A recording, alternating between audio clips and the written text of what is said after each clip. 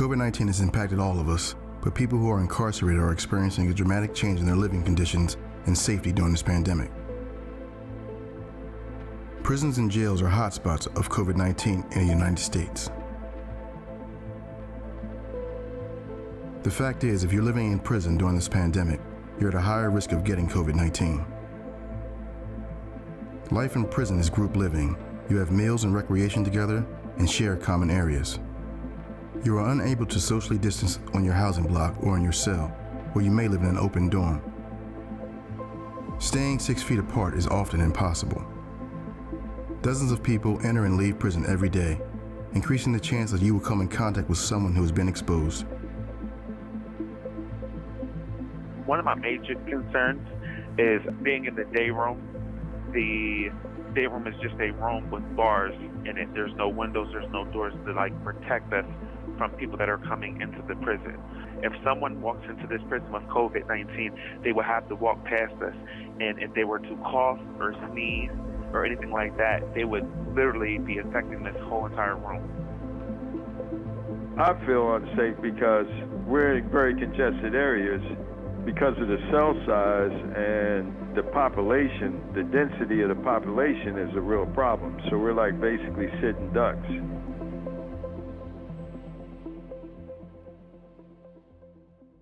Many incarcerated people are medically vulnerable to severe illness or death from COVID-19 due to their age or a chronic medical condition such as heart disease, diabetes, or COPD.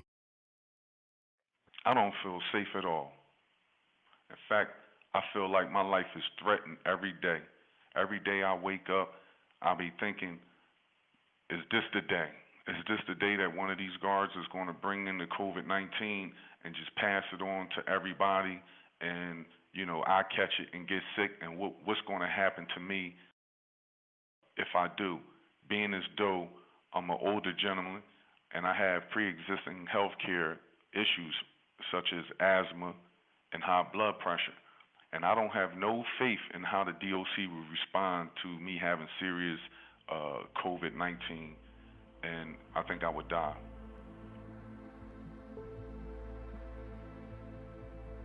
If there is a cluster that breaks out, I think we're in the line of fire because of the lack of ventilation and the poor distancing being practiced. I feel I would be probably most susceptible to COVID-19. So I'm getting a little older now, so I think it would be a much more dicey situation going forward. Unfortunately, people in prison rarely receive adequate medical care for these conditions, making it even more difficult for them to combat COVID-19 if they get it. When I was younger, I caught the flu in prison, and I didn't receive no medical treatment, even though I tried to get some on many occasions. And if it wasn't for my friends and stuff that was around me, taking care of me, nursing me, and trying to get me back to health and giving me liquids and stuff like that, I don't know if I would have been here talking to you right now. So I don't see the DOC with their medical treatment that they provide for people. I don't see no changes from that experience to right now. So if I caught the COVID-19, a serious case right now, they would leave me for dead.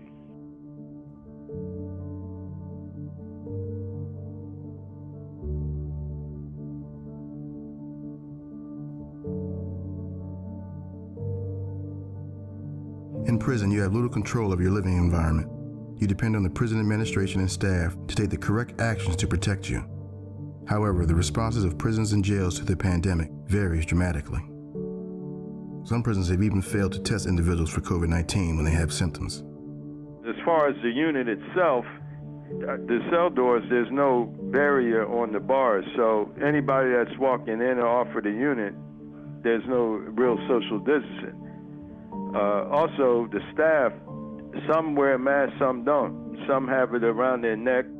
There's not real stringent requirements as far as wearing the mask. And as far as the ventilation, there's a passive ventilation system, so there's no real good ventilation. If I go into the day room and come out and then they bring another cohort group in, we're passing each other, we're going into the same areas. As far as social distancing, that's basically non-existent. Many prisons are now under severe lockdowns, which may violate the constitutional rights of those inside, limiting their access to resources and endangering their physical and mental health.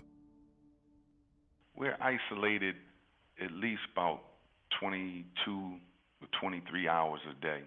And we come out almost combined, we come out nearly an hour or so a day. So now, not only you're only going to the yard for a couple times a week for 1 hour, but your movement is very restricted. It feels like you're like a chicken in a chicken coop and you have no place to walk around or whatever. Although it's a stressful situation, he's trying to maximize that hour, because that 60 minutes goes very quickly. And what he tries to do is he tries to get a phone call in because, as I stated, the lines to get to the phone are so long. The phone call is only 15 minutes. He has 45 minutes to do anything else that he needs to do. But usually his first priority is to try to get a call into me. Prior to COVID-19 lockdown, we were allowed to have visits 4 or 5 times a month, in-person visits. But since the COVID lockdown, we are able to get what they call video visits now. The quality is so bad that you can barely really have conversations with your family over the video visit now. So you get 45 minutes to talk to your family on a video visit, but every 5 minutes the audio is breaking up and you can't understand what your family is saying and they can't understand what you're saying. Lockdowns place people in solitary confinement conditions, alone or with a cellmate. COVID-19 has led to an explosion in the use of solitary confinement in U.S. prisons, jails, and detention centers. Solitary confinement causes serious physical and psychological harm, and COVID-19 can be controlled without these severe lockdown conditions. There's a deleterious effect that kicks in with the constant quarantine effect. The constant lockdown. We have problems. We can't get out ourselves, so we go through that cabin fever. And there's a lot of back and forth with individuals in the cells. It's a lot of disruptions that way because they're constantly changing, moving people from one cell to another because they have incidents or problems between individuals that are being double-celled. In addition, some jails and prisons cut off access to medical care and mental health care, while at other prisons it might take longer to get the care that you need.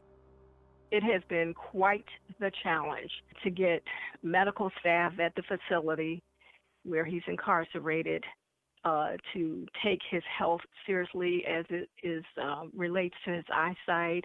In the middle of the pandemic, they have absolutely done nothing. Every day that he goes without medical care and attention, every day he comes closer to totally losing his eyesight. Prisons should regularly provide masks, soap, cleaning supplies, and keep clean common areas. They should enforce social distancing, but they should do this humanely, which they can do by limiting the size of groups when people come out of their cells. Prisons should monitor the symptoms of their population and staff. They should also conduct regular testing. Unfortunately, if prisons don't take proper precautions, incarcerated people do get COVID-19, and those who become sick with COVID-19 struggle to receive medical care. I believe I became exposed to COVID-19 due to the fact of me being put in a tank with inmates that were coming from the streets that didn't have previous tests done. During the time of me being sick, I didn't receive any medical care whatsoever. There were several times I believe that when I threw up, there was like a pinkish color in my vomit, so I assumed that it might have been blood. I tried to get their attention and call medical, but they have a procedure where when they call medical for something that's going on with your body, it's not a guarantee that they'll respond because they might be handing out medication, or they might just like they don't have to respond right then and there because my situation isn't serious. I'm not dying, they feel like.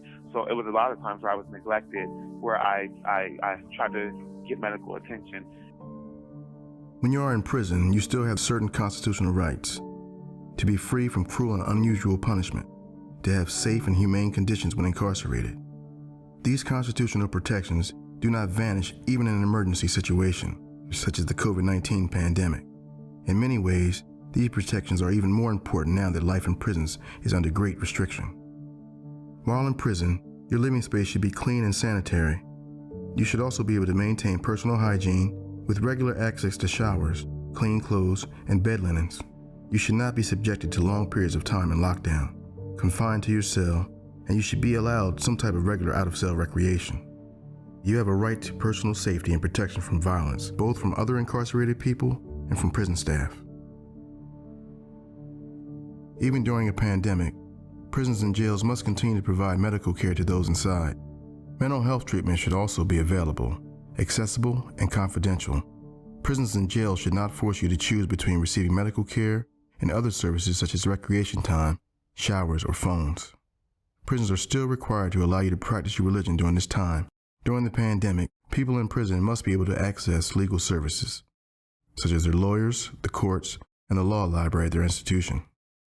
In addition to constitutional and civil rights, opportunities such as visitation and programming are vitally important, especially during the COVID-19 pandemic. For any programming or services that are provided during the pandemic, prisons and jails are still required to ensure that people with disabilities have equal access. The devastating impact of COVID-19 on incarcerated people of color hits harder due to systemic racism and the mass incarceration of a disproportionate number of Black and Latinx people. The racism that goes on in here, and the racism is very deep, and they never deal with it. And now that we're under COVID-19, it's like more in your face than before, because prior to COVID-19, like I had said, you moving around a lot, you know, and so you don't have a lot of interactions probably like with guards. Under COVID-19, however, we have too much interaction with guards. We have plain white masks, no colors, no symbols, no nothing on it. But they are allowed to come in the prisons, and they coming in with these different masks. And so a lot of them is coming in with like this patriot stuff, you know, red, white, and blue masks. And some of them have messages on them. You know, one person, they had monkeys on them. So you got that going on. And that's something that nobody never talk about, really. You don't never really hear about racism in prison. Further, there is fear that these restrictions will continue even after the pandemic ends. And the measures that they're doing, it seems to be more about control than anything. You know, security and control. It doesn't seem to be about health and safety. Some of the ways that they use to restrict our movement, they're going to try to keep. And in fact, they've been bragging about it. They've been walking around was like, yeah, this is going to be the new normal. This is how it's going to always be. Basically, they want us to be locked down almost 24/7. That's how they want prison to be, like a maximum security lockdown, solitary confinement institution. As the pandemic drags on, all of us are hoping for an end in sight, for a time when our restrictions will be lifted, including those in prison. This is really hurting a lot of people in prison because there's no movement. So I'm just looking forward to just movement and, you know, learning more things as I get through this situation in my life and getting back to normal.